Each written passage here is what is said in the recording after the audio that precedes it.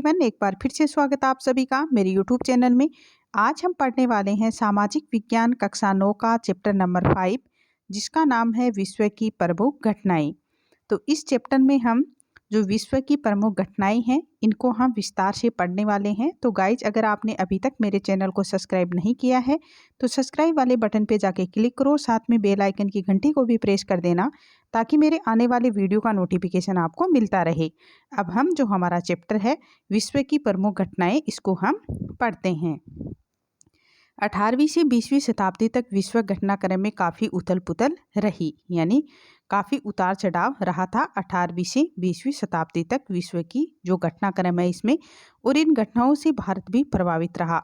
भारत में ब्रिटिश साम्राज्य की स्थापना और 1947 ईस्वी में इसकी समाप्ति आधुनिक विश्व इतिहास की महत्वपूर्ण घटना है।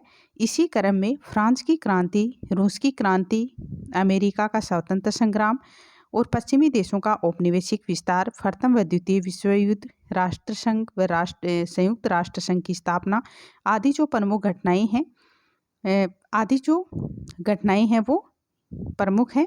और इन बातों पर भी विचार करना होगा कि सैन्य शक्ति और विश्व शक्ति के सर्वोच्च स्थान पर पहुंचा हुआ और अजेय माना जाने वाला इंग्लैंड का जो साम्राज्य है वो किस प्रकार समाप्त हो गया।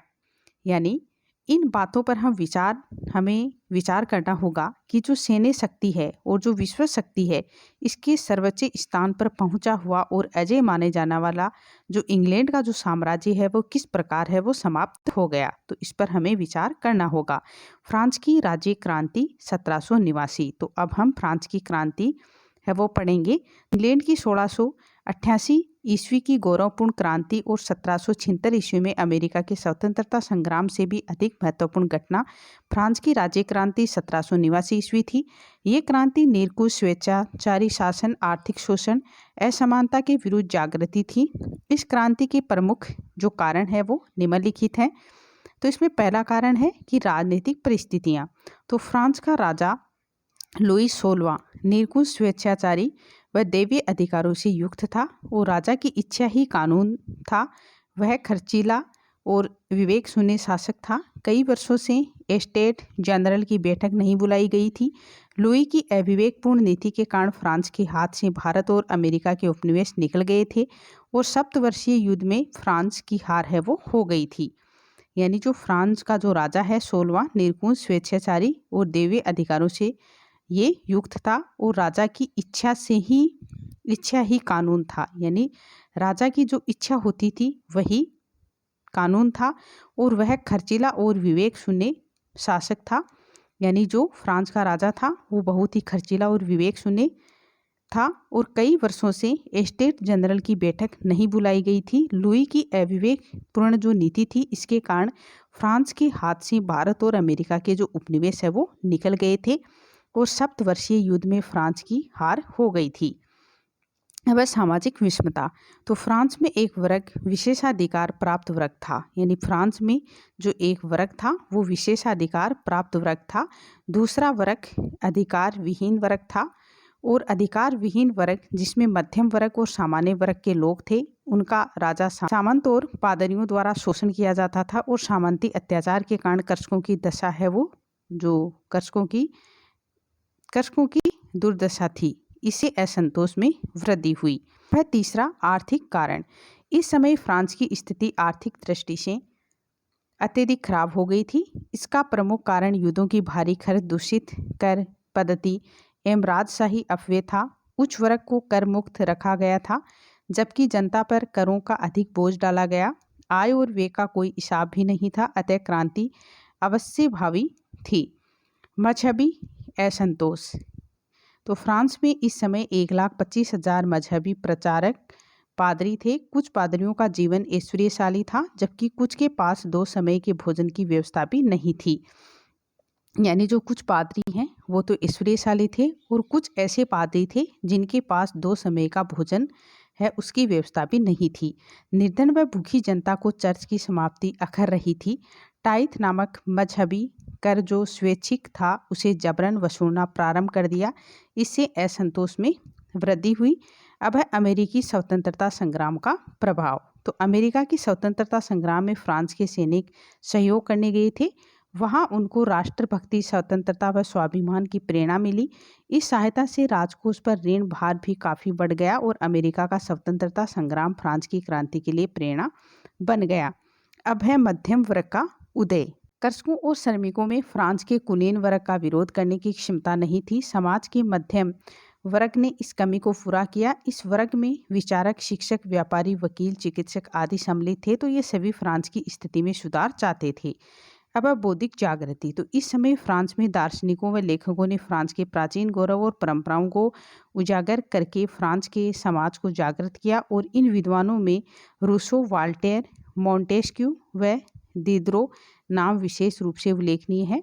मॉन्टेस्क्यू ने राजा के वैदिक अधिकारों का विरोध किया, वहीं रूस ने व्यक्ति स्वतंत्रता की पैरवी की। रूसो ने लिखा, मनुष्य को स्वतंत्रता, समानता के भ्रातृत्व आदिकाल से ही प्राप्त है। अब है तात्कालीन कारण, बेस्तील का पतन। 5 मई 1789 को 175 वर्ष बाद वित्त मंत्री ब्रिया की सलाह पर स्टेट जनरल का अधिवेशन बुलाया। राजा से प्रार्थना की गई कि असमानता, शोषण, विशेषाधिकार व बेगारफरता को समाप्त किया जाए।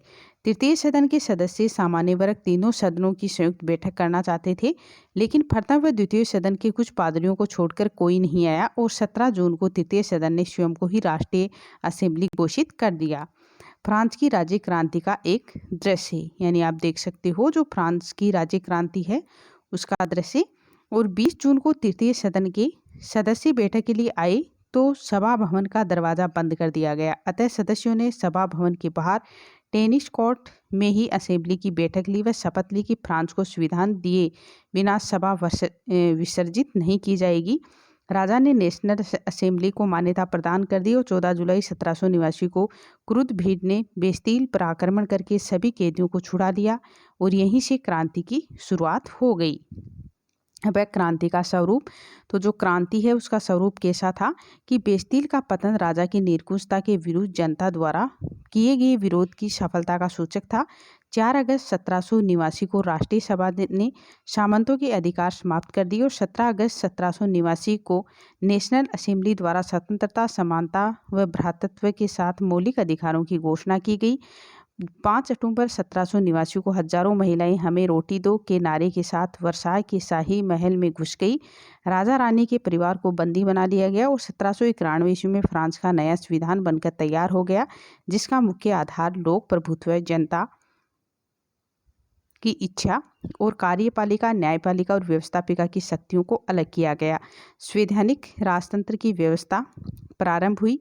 प्रथम बार लिखित संविधान की व्यवस्था की गई। 20 जून 1791 की रात्रि को लुई 16वां अपनी पत्नी व राजकुमार के साथ भेष बदलकर पेरिस से भाग निकला और दूसरे दिन फ्रांस की जो सीमा है इसके निकट आधी रात को लोगों ने उन्हें पहचान लिया और पकड़कर वापस पेरिस ले आई। राजा को अब नजरबंद कैदी की तरह रखा गया तथा 1793 ईस्वी में उन्हें फांसी दे दी गई। अब है फ्रांस की क्रांति के परिणाम, यानी फ्रांस की राज्य क्रांति के क्या परिणाम हुए। तो यूरोप ही नहीं अपितु संपूर्ण विश्व में फ्रांस की इस राज्य क्रांति का एक विशेष स्थान है। हेजन के अनुसार फ्रांस की क्रांति ने राज्य की एक नई धारणा को जन्म दिया। इस क्रांति ने विश्व की अधिकांश महत्वपूर्ण घटनाओं को प्रभावित किया। इसके प्रमुख परिणाम है वो निम्नलिखित थे, जो इस प्रकार हैं। इसके परिणाम है वो, तो इस क्रांति से आर्थिक शोषण की पोषक सामंती व्यवस्था का अंत हुआ। अन्य देशों में भी सामंती व्यवस्था का पतन हुआ। राजा रानी व उसके समर्थकों को मौत के घाट उतार दिया गया। लुई के निरंकुश स्वेच्छाचारी शासन की समाप्ति हुई। धर्म के क्षेत्र में उदारता, धार्मिक सहिष्णुता को प्रोत्साहन मिला। धार्मिक असमानता को समाप्त करने का प्रयास हुआ और इस क्रांति ने स्वतंत्रता, समानता एवं भ्रातृत्व की जो भावना है इसको प्रोत्साहन दिया। संविधान सभा द्वारा मौलिक अधिकारों की घोषणा की गई। इस क्रांति से समाजवादी व्यवस्था का मार्ग प्रशस्त हुआ।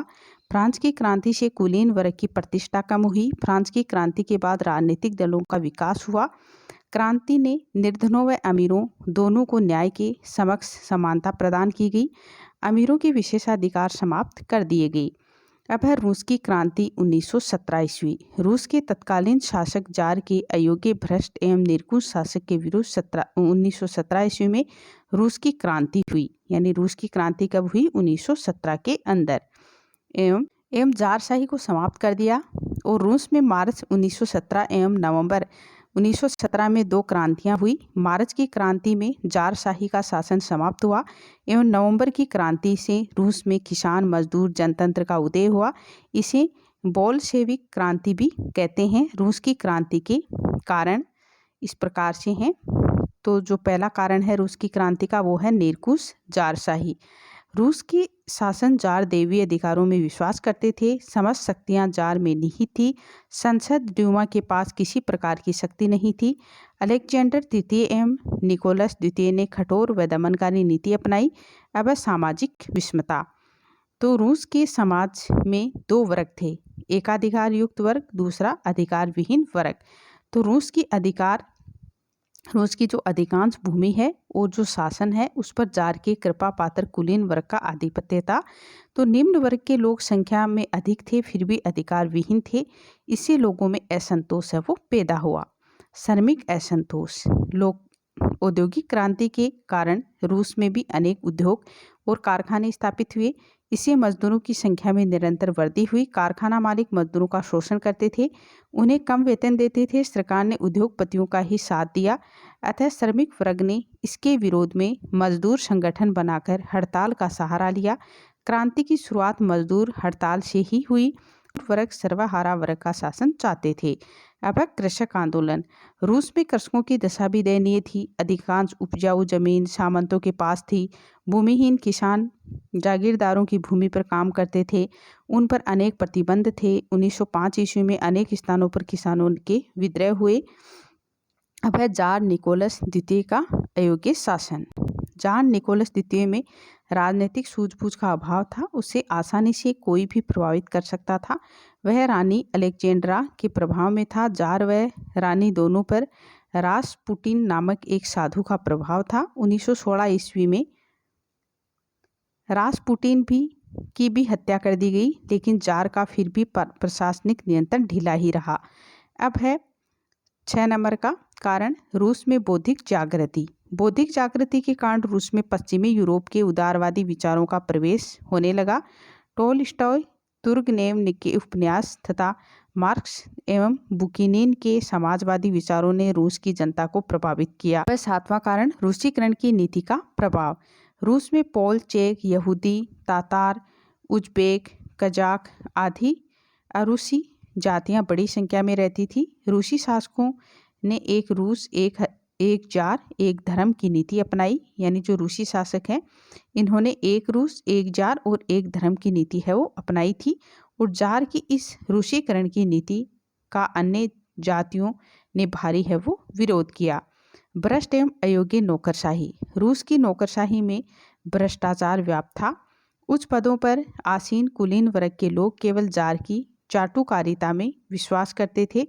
प्रथम विश्व युद्ध में सेना की हार का कारण भी नौकरशाही को माना जाने लगा। अब है तात्कालीन कारण। प्रथम महायुद्ध में रूसी सेना की निरंतर पराजय और युद्ध से उत्पन्न समस्याओं से यहाँ के लोग परेशान हो गए। रूस में युद्ध समाप्ति की मांग होने लगी, लेकिन शासन युद्ध समाप्ति के पक्ष में नहीं था, अतः जनता विरोध में उतर आई। क्रांति का तात्कालीन कारण रोटी की कमी थी। यानी जो क्रांति है इसका तात्कालीन कारण था रोटी की कमी। क्रांति का स्वरूप। तो क्रांति का स्वरूप है वो कैसा था? तो सन 1917 में मार्च में मजदूरों ने भूख से व्याकुल होकर पेट्रोग्राड में हड़ताल कर दी और रोटी दो, अत्याचारी शासन का नाश हो के नारे लगाने लगे और पुलिस के हथियार है वो छीन लिए। सम्राट ने ड्यूमा संसद भंग कर दी। सैनिकों को मजदूरों पर गोली चलाने का आदेश दिया, लेकिन सैनिकों ने गोली चलाने से मना कर दिया। जार ने मजबूर होकर सिंहासन त्याग दिया और केरेशनिक ही के नेतृत्व में रूस में अस्थायी सरकार बनी। यह सरकार अधिक समय तक नहीं चली। 1917 ईस्वी में बोल्शेविक स्वयंसेवकों और सैनिकों ने मिलकर पेट्रोग्राड के जो समस्त सरकारी भवन हैं, टेलीफोन केंद्र, रेलवे स्टेशन आदि पर अधिकार कर लिया और सत्ता आंदोलनकारियों के नेता लेनिन के हाथों में आ गई और रूस में सर्वहारा अधिनायक तंत्र स्थापित हो गया और अब रूस को सोवियत संघ के नाम से जाना जाने लगा। क्रांति के परिणाम। तो क्रांति के क्या परिणाम रहे? तो रूस में जार का निरंकुश शासक है वो समाप्त हुआ। जुलाई 1918 को जार निकोलस इसके परिवार को गोली से उड़ा दिया गया, लेनिन के नेतृत्व में रूस में सर्वहारा अधिनायक तंत्र की स्थापना हुई। रूस ने जर्मनी से ब्रेस्ट लिटोवास्क की संधि कर ली और प्रथम विश्व युद्ध से अलग हो गया। क्रांति के बाद रूस विश्व शक्ति के रूप में उभर कर आया। रूस में सफलता मिलने से विश्व के साम्यवादी आंदोलन को प्रोत्साहन मिला।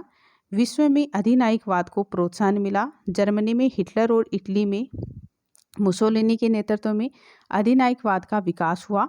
विश्व में कृषकों और मजदूरों की स्थिति में सुधार हुआ और कारखानों का प्रबंध श्रमिक सैनिकों को दिया जाने लगा।